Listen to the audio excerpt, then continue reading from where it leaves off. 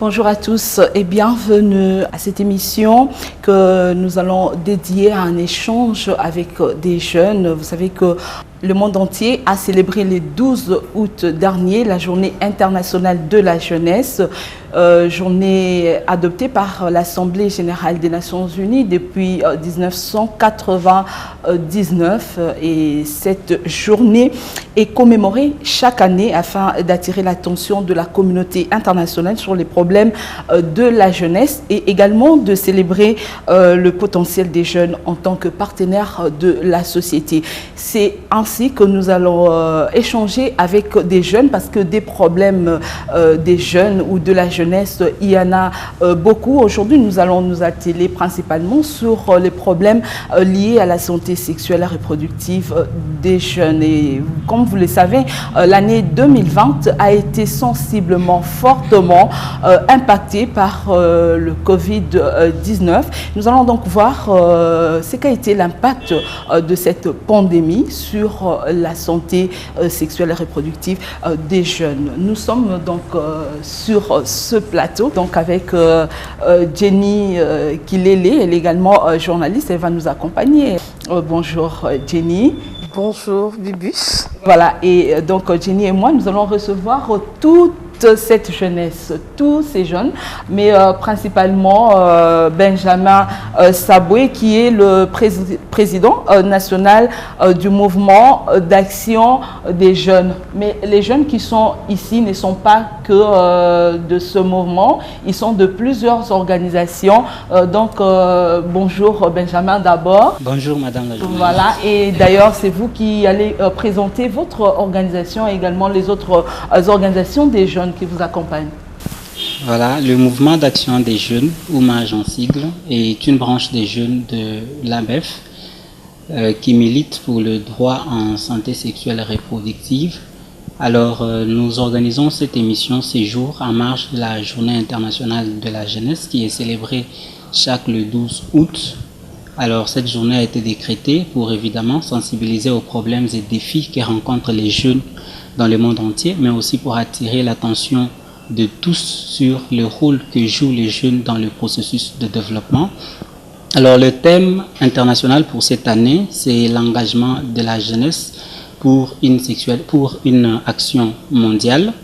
Alors, ce thème met en avant les jeunes parce que pour moi, l'engagement, c'est un acte ou une attitude de quelqu'un qui prend conscience de ses responsabilités. Donc, les jeunes doivent prendre conscience de leurs responsabilités, du rôle qu'ils peuvent jouer. Alors, pour ce qui est de notre part, nous célébrons ce thème, nous célébrons cette journée plutôt sous le thème accès aux soins de santé sexuelle reproductive, notre droit, notre responsabilité, jeunes, engageons-nous. Alors ici, il n'y a pas que les MAJ, nous sommes plusieurs organisations de jeunesse réunies. Il y a Afia Maman, il y a Afrian, il y a Si Jeunesse AV, il y a Elle du Cœur.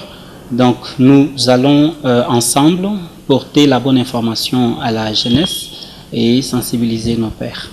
Très bien. Alors, puisqu'il s'agit de l'accès aux soins de santé sexuelle et reproductive, c'est ça, notre droit, notre responsabilité, jeunes, engageons-nous, c'est ça le thème qui a été célébré ou qui a été choisi pour célébrer la journée internationale de la jeunesse par les jeunes ici en République démocratique du Congo. Alors parlez-nous de besoins des jeunes par rapport à leur santé sexuelle et reproductive.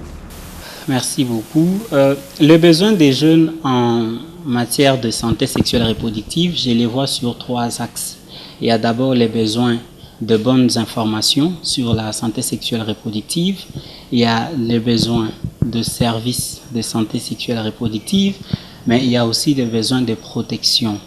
Alors, pour ce qui est des besoins d'informations en santé sexuelle et reproductive, les jeunes ont besoin des informations sur les différentes modifications qui interviennent à la puberté, sur les grossesses, comment les éviter, sur les VIH-Sida et les autres infections sexuellement transmissibles. par rapport aux besoins de services de santé sexuelle et reproductive, les jeunes ont besoin d'accéder aux services, notamment les services de prise en charge des infections sexuellement transmissibles, les services de prise en charge de VIH-Sida, de traitement des grossesses non désirées. Alors, tous ces besoins, c'est des besoins des jeunes, mais il y a aussi le besoin de protection. Les jeunes ont besoin d'être protégés contre les violences sexuelles, contre les violences basées sur le genre. Alors, cette protection peut être institutionnelle, c'est-à-dire que, par exemple, à l'école, qu'il y ait vraiment des mesures qui protègent les jeunes contre les harcèlements, contre les violences. Alors, ça peut être au niveau du gouvernement qui établit un cadre légal qui garantit cette protection des jeunes. Donc, c'est un peu ça, en bref, les besoins qu'ont les jeunes du point de vue santé sexuelle et reproductive. Est-ce que les jeunes trouvent gain de cause par rapport à tous ces besoins que vous avez énumérés ici dans le pays? Nous dirons que beaucoup d'efforts sont en cours, mais jusque-là, le constat est déplorable parce que les jeunes n'ont pas réellement accès aux informations ni aux services. Pourquoi j'ai dit ça? Nous avons même longtemps fait les plaidoyers pour que le gouvernement intègre le cours d'éducation sexuelle complète dans les processus, dans les programmes scolaires. Ça permettrait aux jeunes, dès les bas âges, d'avoir de bonnes informations et d'apprendre. Vous savez, l'école est le seul endroit où les jeunes fréquentent presque chaque jour, en dehors des périodes de vacances. Alors, si cette école peut être une source productrice de bonnes informations, ça pourrait permettre à nos jeunes d'éviter ou de résister à la désinformation qui circule sur les réseaux sociaux, mais aussi dans les coins. Alors, par rapport à l'offre des services ou à l'accès aux services, la situation est toujours déplorable parce qu'il n'y a pas à ce jour vraiment de centres spécialisés pour l'offre des services aux jeunes.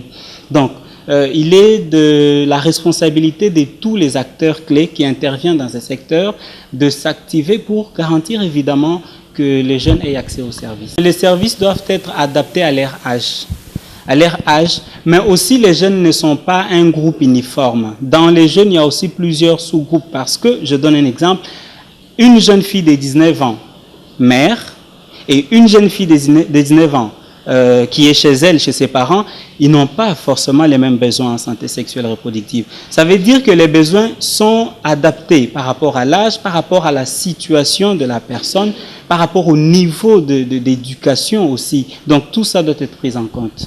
En fait, il y a un adage qui dit « autre temps, autre mœurs ». C'est vrai, les choses ont tellement évolué.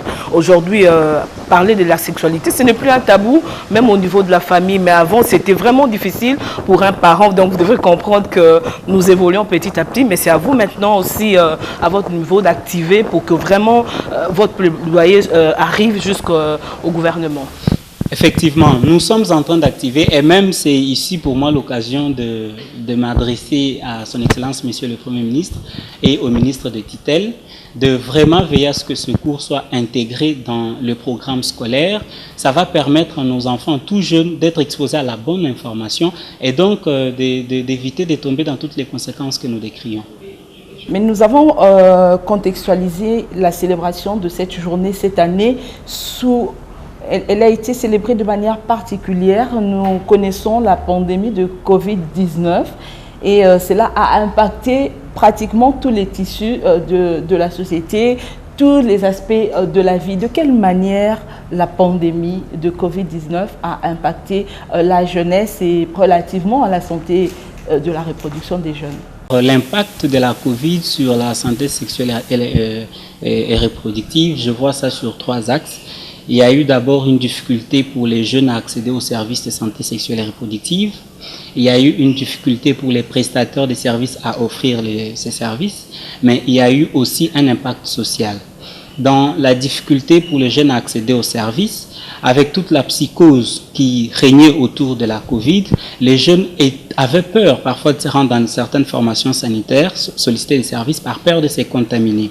Alors ceci a sensiblement réduit la fréquentation de jeunes dans les espaces des jeunes ou dans les centres de santé, ce qui n'a pas permis que les services soient obtenus. Alors dans la difficulté d'offre de services, beaucoup de formations sanitaires s'étaient vues obligées de réduire leurs équipes de prestataires au minimum. Alors, ceci a eu comme incidence la diminution en termes des quantités de services offerts. Alors, cette diminution des services offerts a fait que certains services dans les formations sanitaires ont été classés comme non essentiels, non urgents, parce que tous les efforts étaient focalisés sur la COVID. Alors, et parmi ces services, il y a le service, notamment les services de soins après avortement. Il y a par exemple le service de santé sexuelle et reproductive en général. Alors, tout ceci n'a pas permis aux prestataires même d'aller sur terrain, à cause de toutes les restrictions qui ont été édictées, d'aller sur terrain offrir les services. Alors, dans l'impact social, je vois la recrudescence de violences basées sur le genre, notamment les violences sexuelles et domestiques. Je vois la récession économique que la pandémie a créée, l'état d'urgence et toutes les autres mesures qui ont fait que même certaines activités génératrices des revenus, les petits commerces, ont été supprimés. Pourtant, nous savons ensemble que la plupart de ces petites activités, c'est soit les femmes qui les font, soit c'est les jeunes. Alors, donc, ces deux catégories de population étaient vulnérables financièrement. L'autre aspect, c'est que beaucoup de parents sont morts pendant cette Covid. Et ces enfants, et ces adolescentes, et ces jeunes, ils sont restés sans tutelle, sans responsable, parfois obligés de se prendre en charge. Alors, ils sont parfois obligés de se prendre en charge et donc parfois ils recourent à des sexualités à risque pour avoir le moyen de survie. Donc, c'est un peu tout ça l'impact que la pandémie à Covid-19 a créé dans le secteur de santé sexuelle et reproductive. En fait, c'est tout ça les défis auxquels les jeunes sont confrontés. Les grossesses non désirées, les infections sexuellement transmissibles, les VIH-Sida et parfois ils recourent même à des avortements clandestins. Ceci est la conséquence du manque d'accès aux services, du manque d'accès aux informations crédibles. Alors, c'est même ici que nous voulons interpeller tous les acteurs clés pour intervenir et essayer de répondre aux défis des jeunes. Je vois ici, par exemple, je l'ai dit, pour ce qui est du gouvernement, l'intégration du cours de l'éducation sexuelle complète dans le cursus scolaire, ça permet aux jeunes d'avoir de bonnes informations. Vous savez, on ne peut prendre de bonnes décisions que lorsqu'on a de bonnes informations. Quand on n'a pas de bonnes informations, on ne peut pas prendre de bonnes décisions. Alors, pour ce qui est des parents, je demande aux parents d'étabouiser un peu la sexualité, d'en parler avec leurs enfants. Oui, c'est très important cet aspect-là, allais-je dire, parce que introduire ou intégrer ces aspects de l'éducation sexuelle complète à l'école, c'est très important, mais il faut tenir compte aussi du fait que ce n'est pas tous les enfants qui vont à l'école. Il y a des enfants qui ne sont pas scolarisés, et donc il faut penser aussi à cette catégorie. Et évidemment, c'est vrai, il y a des enfants qui ne sont pas scolarisés et c'est pour ça aussi que nous faisons des sensibilisations sur terrain. C'est pour les rencontrer dans les marchés, dans les carrefours, dans les points chauds. Mais aussi, il faut qu'il y ait ce cours à l'école. Comme ça, ceux qui sont à l'école, ils sont exposés à ces cours. Ceux qui ne sont pas à l'école, nous les rencontrons sur terrain. C'est vrai que la Covid a surpris tout le monde. Personne n'y pensait. Ça a eu vraiment de l'impact réel, comme vous venez de le dire. Est-ce que vous pensez aussi, votre organisation pense aussi aux jeunes qui sont dans les zones rurales, des zones où ils n'ont pas vraiment l'accès à l'information? Comment pensez-vous maintenant vous organiser pour leur fournir aussi les bonnes informations? Parce que la plupart aussi sont vraiment victimes de grossesses au niveau de ces quartiers-là. Évidemment, nos organisations, là je parle vraiment au pluriel, nos organisations ici représentées, ils sont conscientes de cela parce que j'ai vu dernièrement Afia Mama qui a fait des activités vraiment dans le fin fond, nous-mêmes avec le projet Bien Grandir Plus qui est financé par Save the Children. Nous faisons pareille activité dans le fin fond à Kimbanseke, nous rencontrons les adolescents à qui nous partageons la bonne information et voilà, donc ils sont pris en compte.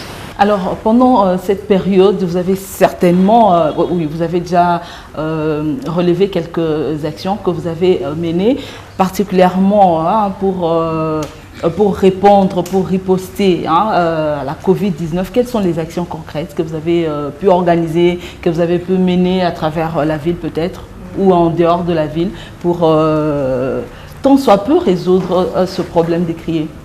Merci de m'avoir passé l'expression, madame. Je suis Idriss Moulumba, coordonnateur de Jeunes Assis Jeunesse Savé.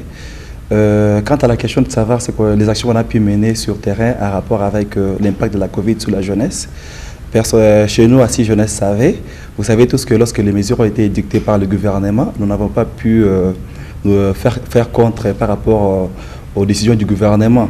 Mais sinon, après cela, nous nous sommes organisés en mettant en action nos activités online, par exemple, en créant des groupes WhatsApp, des groupes Facebook pour sensibiliser les jeunes sur la santé sexuelle et reproductive. En dehors de ça, on a pu former quelques jeunes avec le Programme national de la santé des adolescents, PNS en cycle, sur la sensibilisation des jeunes dans le cadre du projet Tole Belango qui est en cours chez nous, Si Jeunesse Savait. Avec ce jeune qu'on a pu former, nous avons travaillé dans 2 communes, à Kisenso et à Bumbu, et nos activités sont en cours. Je pense qu'avec nos sensibilisations, les jeunes sont considérablement touchés par nos actions. Cela éviterait le risque qu'on puisse attendre de l'impact du Covid sur la santé sexuelle et reproductive des jeunes. Moi, je suis Laurentine Nonga, chargée d'administration et ressources humaines à Friane RDC. Alors, sur la question de savoir les actions que nous avons menées pendant la COVID-19, comme mon collègue venait de parler, avec l'état d'urgence décrété, avec le confinement d'une commune de la Gombe, comme nous le savons tous, Afriane a mené les actions online sur Facebook en organisant des webinaires avec le responsable des différentes organisations des jeunes pour savoir les défis auxquels les jeunes sont en train de faire face pendant cette période de la COVID-19. Et à part ça, il y a eu un concours dénommé Jeunes Talents Francophones.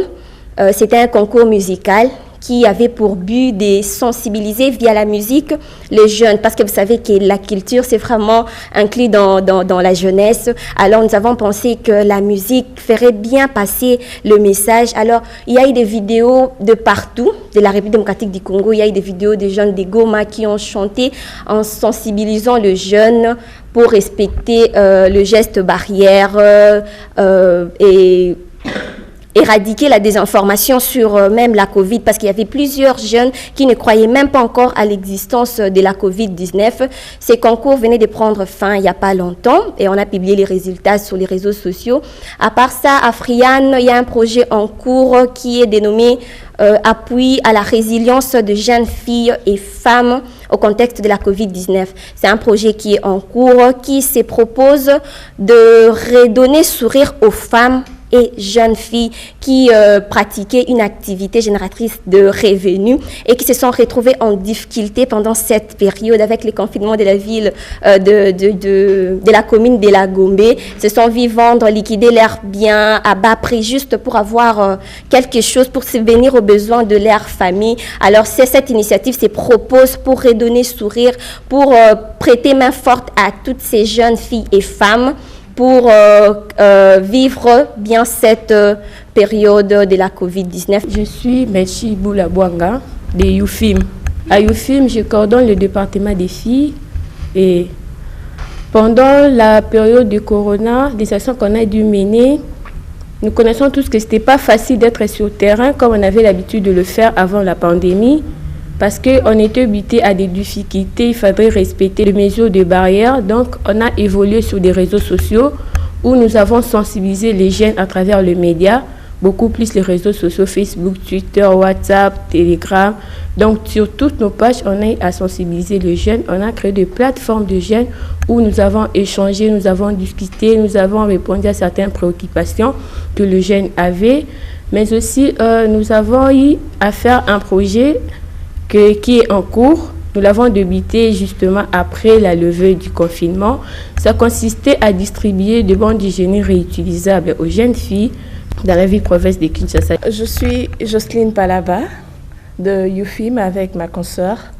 Et hormis tout ce qu'elle vient de citer, nous avons aussi eu à faire un renforcement de capacité. Parce que le Covid-19, comme nous le savons tous, c'est un nouveau virus qui s'attaque à tout le monde sans pitié, sans faire une distinction de race ou de capacité sociale ou encore intellectuelle. Donc, il fallait que chaque membre, avant de descendre sur le terrain, avant de faire tweet chat ou Zoom live, comme on le dit, il devait au moins avoir la connaissance de c'est quoi le Covid-19.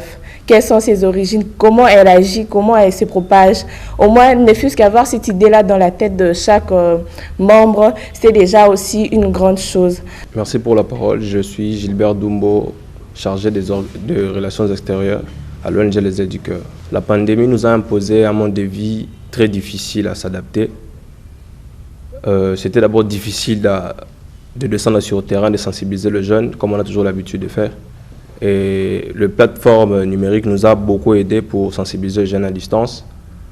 Et pendant cette période difficile, nous avons fait des descentes sur le terrain, même si c'était difficile tout en respectant les gestes barrières. Je cite l'endroit qu'on a pu faire la descente, vers Pakadjouma. Et là, on a parlé sur la planification familiale. Dans un endroit aussi reculé encore à Kingabo, appelé Grand Monde, là, on a plus sensibilisé sur la santé, sur les jeunes menstruels. Et c'était vraiment difficile de sensibiliser les jeunes filles parce que on a sensibilisé, donné les renforcements des capacités aux jeunes filles et après avoir distribué le bandes hygiéniques. Et ce qui était étonnant, les jeunes filles refusaient de prendre les bandes hygiéniques en disant que après ça, où est-ce que nous allons en trouver encore d'autres bandes hygiéniques? Je suis Israël Kina, présidente du MAJ Kinshasa. Vous savez, nous étions, comme le président vient de le dire, nous étions habitués à des sensibilisations sur le terrain, à aller dans les écoles et on ne pouvait plus le faire. Alors, le MAJ Kinshasa et le MAJ RDC ainsi que le MAJ de tout le pays se sont réunis pour réfléchir sur les actions qu'on peut mener. Et parmi ces actions, nous avons organisé des discussions en ligne. Nous avons multiplié des groupes WhatsApp, des discussions en ligne dont les sujets étaient partagés à la fin de chaque semaine. Et les jeunes, c'était un espace où les jeunes pouvaient dire ce qu'ils pensent. Et nous avons aussi l'occasion aussi de répondre aux questions des jeunes. Nous avons organisé des lives et des réunions sur Facebook.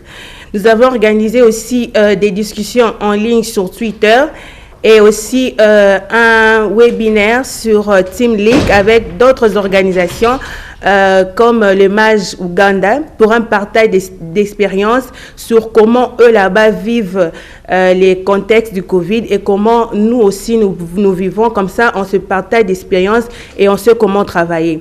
Au fait, toute cette manière de travailler, toutes ces stratégies, c'était juste pour nous appuyer sur nos points forts. Parce que la difficulté pour nous, pour les MAJ Kinshasa, au fait, c'est l'encadrement. Nous travaillons pas seulement, nous travaillons fort sur l'information, sur les services, bien sûr, mais aussi sur l'encadrement. Parce qu'une personne, un jeune, quand il vient chez vous, il reçoit l'information, les services et il part. Pour nous, nous n'avons pas vraiment reçu notre mission. Pour réussir notre mission, nous encadrons les jeunes, c'est-à-dire ils adhèrent au MAJ. On a leur numéro, on sait comment le joindre et s'ils ont un problème, c'est directement. Avec les réseaux sociaux, il y avait aussi la difficulté que tous les jeunes n'avaient pas des smartphones, n'avaient pas accès aux mégas et tout ça. C'est pourquoi nous avons organisé plusieurs émissions télévisées et on s'est dit encore qu'il y avait des jeunes qui n'avaient pas peut-être des télévisions et on a passé plusieurs émissions sur les radios et on s'est dit peut-être qu'il y avait des jeunes aussi qui n'avaient pas de radios. On a disponibilisé nos numéros de téléphone, ce qui faisait qu'à la fin de chaque semaine ou chaque jour, il y avait des jeunes qui nous appelaient pour avoir des services et des informations et on pouvait directement leur répondre à leurs questions, soit par message, soit par appel. Au fait, toutes ces stratégies, c'était juste pour réunir les jeunes et pour les encadrer. Même à distance, on restait toujours actif dans l'encadrement, dans l'information et dans les services. Moi, c'est grâce à Sina de Afia Mama. Pour nous, en cette période, c'est vrai que ça a été difficile orienter toutes les activités pour Covid. Et nous avions fait des descentes sur le terrain. Nous avons intensifié plus de descentes avec les leaders de jeunes et nous avions organisé dans le coin chaud des sensibilisations sur les thématiques de la SSR. Nous nous sommes plus attelés sur les mesures barrières. Nous avions aussi participé dans un consortium pour venir en aide aux jeunes qui habitent le home dans toute la ville de Kinshasa. Et dans ce consortium, je crois qu'on a aidé tous ces jeunes-là avec des vivres pour qu'ils vivent mieux cette période de Covid. Je suis Bélange Manzaya de Afiamama. On était habitué de faire le terrain, surtout avec les jeunes adolescents dans des quartiers périphériques de Kinshasa, dans les milieux scolaires surtout.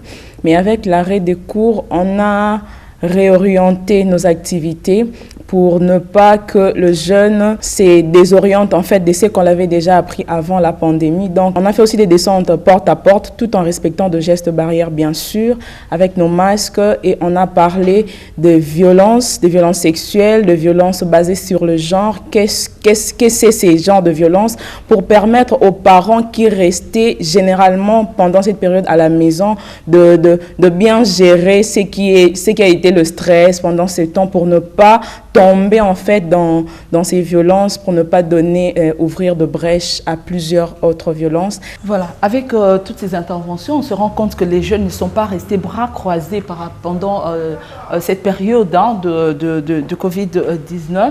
Vous avez tous été en action. Mais en général, comment est-ce que la population ou la communauté perçoit le travail que vous menez en tant que jeunes? D'abord vos pairs et aussi les adultes qui vous voient travailler, parler très souvent même des questions qui sont jugées très sensibles, des questions très sensibles, hein, parfois même tabous dans notre société. Comment on perçoit le travail que vous effectuez par rapport à vos semblables et aussi aux adultes? Les perceptions sont différentes, mais ce que nous arrivons à faire, c'est de faire comprendre à ceux qui résistent que les jeunes font déjà la sexualité. Ce n'est pas parce qu'on leur en parle, mais c'est parce qu'ils le font déjà. Donc nous venons seulement les orienter sur comment se protéger, même si on le fait. On ne vient pas encourager, mais on vient orienter ce qu'ils font déjà. Donc c'est un peu ça, mais en général, il y a des jeunes qui adhèrent, il y en a qui bénéficient des informations, qui réagissent positivement et qui vous suivent même pour avoir des services, mais il y en a qui résistent. Nous essayons toujours de leur faire comprendre que c'est important d'adhérer. Et nous avons vu, suivant les différentes interventions, que vous vous focalisez vraiment sur des jeunes habitant des quartiers périphériques, notamment ici à Kinshasa. Est-ce que vous pensez que ceux qui sont dans des quartiers résidentiels n'ont pas besoin de services, n'ont pas besoin des informations que vous partagez? Ils ont aussi besoin des informations. Donc un jeune qui vient dans un coin vraiment reculé, il est un peu comme déconnecté. Parfois il n'a pas de courant, il n'a pas de smartphone, il n'est informé de rien. Mais celui qui vit dans une commune IP par exemple, il a son smartphone, il peut voir ce que nous on fait sur les réseaux sociaux, il peut lire nos différents programmes, ce qu'un jeune de banlieue ne peut pas faire. C'est pourquoi en essayant d'équilibrer, on essaye toujours les terrains, on fait plus dans les banlieues parce qu'on s'est dit, ils n'ont pas peut-être plus accès à ce que nous faisons en ligne. Donc c'est dans le sens d'équilibrer les partages d'informations et de services. C'est vrai, vous êtes sur le terrain, au regard des réactions de cette population, vous avez pu vous constituer, je sais pas, une base de données qui vont aussi aider d'autres jeunes à mieux faire le travail dans d'autres coins. Évidemment, je me base ici d'abord sur les enquêtes EDES, qui ont révélé que déjà environ 5% seulement des jeunes avaient vraiment des bonnes informations, très bonnes informations sur la contraception. Vous comprenez, pour une population, pour une frange de la population qui représente 32% de nos 80 millions, c'est infime. Donc, ce qui veut dire que le travail à faire est encore grand et il est là. Il faut que nous puissions converger les efforts. C'est pourquoi je loue cette initiative pour discuter de la santé sexuelle et reproductive et sensibiliser nos pairs. En fait, moi, je voudrais revenir à la question que Madame a posée, de savoir les difficultés que nous rencontrons par rapport aux aînés. Comment conçoivent-ils ce que nous faisons? Je peux vous assurer que ce n'est pas facile sur le terrain. Très récemment, il y a eu une mère qui m'a claqué la porte au nez. Tout simplement parce qu'elle a un garçon, en fait, c'est ce que je peux comprendre, un jeune homme, il doit avoir un minimum 18 ans. Donc c'est déjà un adulte, vous comprenez. Mais quand je viens parler de l'abstinence ou bien de méthodes contraceptives face à son garçon, elle me dit que non, j'incite son fils voilà, à aller avoir de rapports sexuels hors le mariage qui est un péché. En fait, moi, ce que j'aimerais que la majorité de personnes puissent comprendre, je sais que c'est quand même assez difficile parce que tout le monde ne peut pas penser comme moi, tout le monde ne peut pas penser comme nous. C'est que nous ne faisons pas contre la religion. Nous sommes en fait en train de minimiser les chocs, si je peux dire ça.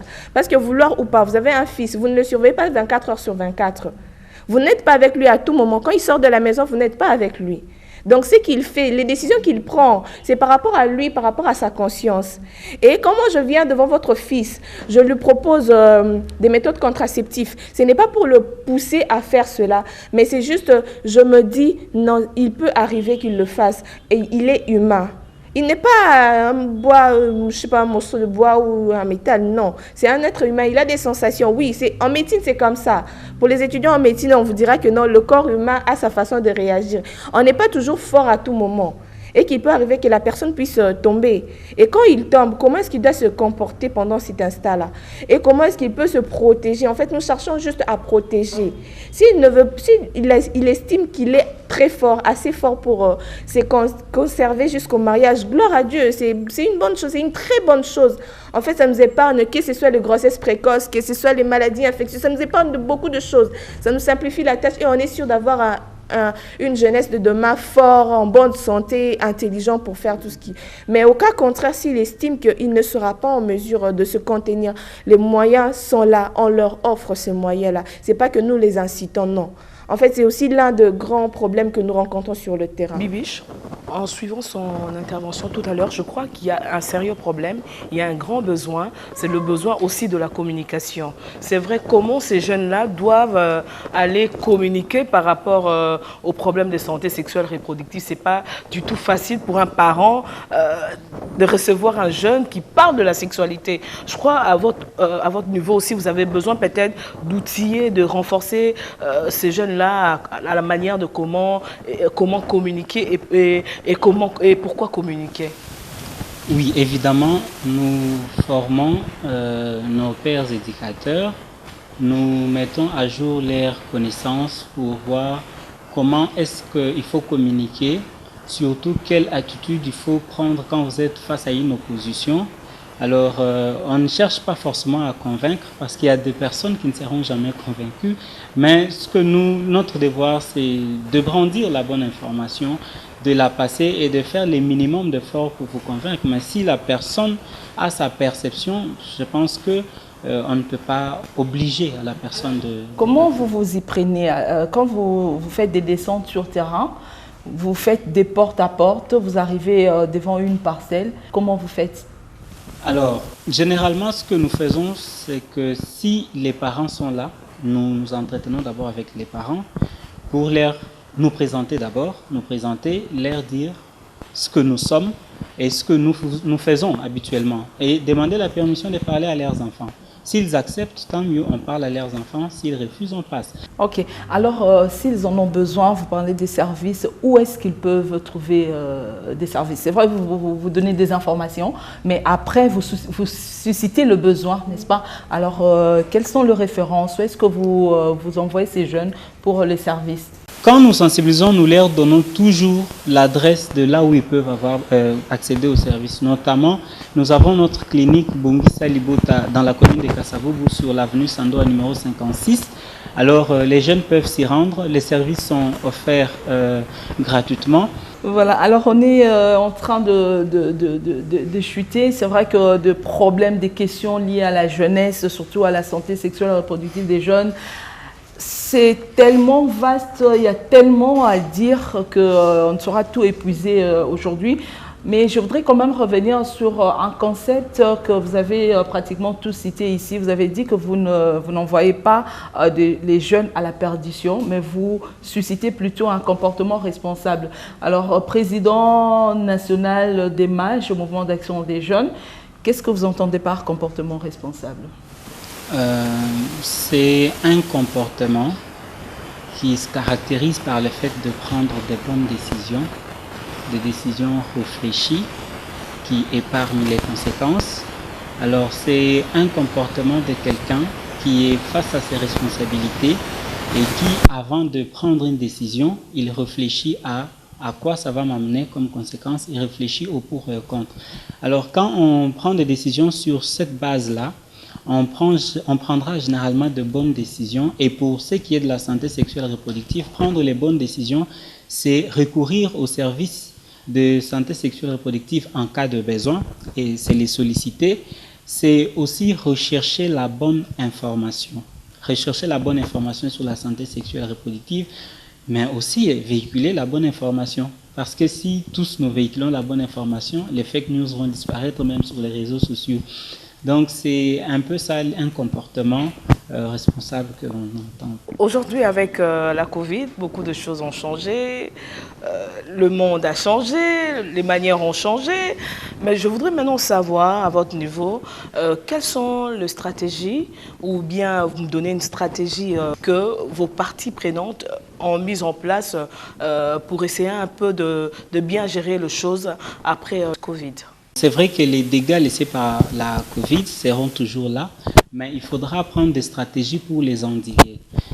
Notamment au gouvernement, je demande vraiment au gouvernement de renforcer notre système de santé, parce que vous savez, la Covid a révélé à quel point notre système de santé est défaillant et déficitaire. Donc il y a de quoi s'y pencher. Pourquoi ne pas développer même de stratégies de télémédecine où quelqu'un est chez lui et puis il consulte son médecin. Si c'était le cas pendant la Covid, quelqu'un pouvait dans sa chambre consulter son médecin qui est à Gombe, qui est partout. Donc c'est des stratégies qu'il faut adopter.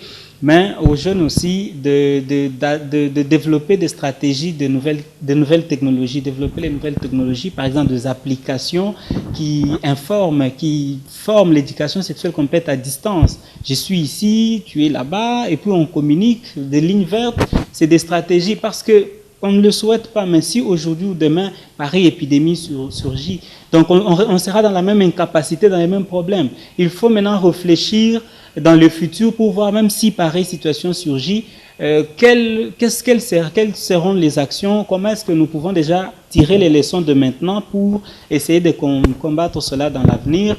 Donc c'est un peu ça, mais je laisse aussi aux amis qui sont là-bas pour compléter. Je suis Bitumba Pamphile, je suis un point focal mage au niveau de l'université de Kinshasa. Je voulais compléter le président Benjamin par rapport à ce que nous pouvons faire en post-Covid. Il a dit que nous devons créer des applications qui vont permettre de pouvoir communiquer en distance. Mais nous devons aussi faire toujours des plaidoyers pour qu'on puisse nous alimenter en intrants de contraceptifs pour qu'il ne puisse pas avoir une rupture de notre stock. Ce que nous avons préparé comme stratégie, nous avons réfléchi au fait que nous devons continuer à encadrer les jeunes, mais que les déplacements de jeunes jusqu'à la clinique pour recevoir les services, c'est pourquoi nous nous sommes décidés d'aller vers les jeunes. C'est pourquoi déjà très bientôt, le MAJ Kinshasa va commencer une opération tout terrain. Ça signifie nous allons descendre dans les coins où il y a les jeunes, que ce soit à Gombe, à Massina, peu importe la commune, et nous allons installer nos bases. Ça signifie que quand un jeune a besoin des services, il vient juste là, il y a des prestataires qui sont disponibles et il reçoit directement les services. Nous Assis Jeunesse savait, quant à la question de savoir les actions que nous aurons à mener à la post-Covid, nous avons sollicité avec l'ouverture des universités et des écoles différentes sensibilisations ainsi que des ateliers de clarification des valeurs pour sensibiliser au moins les jeunes sur la santé sexuelle et reproductive afin qu'ils aient un comportement responsable. Nous allons faire quelque chose, mais les institutions, le gouvernement doit nous accompagner. C'est comme cela que nous avons, avec iPass, nous avons commencé à faire cette activité, collecter tous les problèmes, toutes les difficultés que les organisations de jeunes ont rencontrées durant cette période de la Covid. Nous allons ensemble essayer de proposer des solutions adaptées à pareilles circonstances. Avec cette feuille de route, nous allons amener de plaidoyer au niveau de nos autorités, députés et membres de gouvernement, parce que Afriane est un réseau, nous travaillons avec plusieurs structures. Alors, nous serons en train de faire ces activités pour que, même si la situation pouvait revenir, nous avons au moins une feuille de route qui nous protège et qui peut nous permettre de faire des bons plaidoyers afin d'avoir des meilleures solutions et accorder aux jeunes de bons services de qualité pour les jours à venir. Voilà, vous avez suivi nos différents échanges avec des jeunes. Ces échanges que nous avons organisés à l'occasion de la célébration de la Journée internationale de la jeunesse, journée commémorée chaque année, comme nous l'avons dit au début de cette émission, le 12 août. Et c'est depuis 1999. Et elle est commémorée pour attirer l'attention de la communauté internationale sur les différents problèmes des jeunes. Aujourd'hui, nous avons relevé des problèmes liés à la santé sexuelle et reproductive des jeunes, et c'était avec des jeunes des différentes organisations. Nous avons énormément parlé avec Benjamin Saboué, qui est le président national du mouvement d'action des jeunes. Également d'autres organisations telles que Afiamama, Si Jeunesse Savait, Aigle, les ailes du cœur, Youfim, c'est ça? Afrian. Voilà, j'espère que je n'ai pas oublié, oui, j'ai parlé des Si Jeunesse Savait.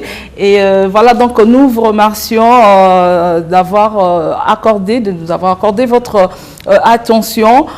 Les jeunes ont fait un plaidoyer, il faut que cela soit pris en compte, hein, notamment par le gouvernement.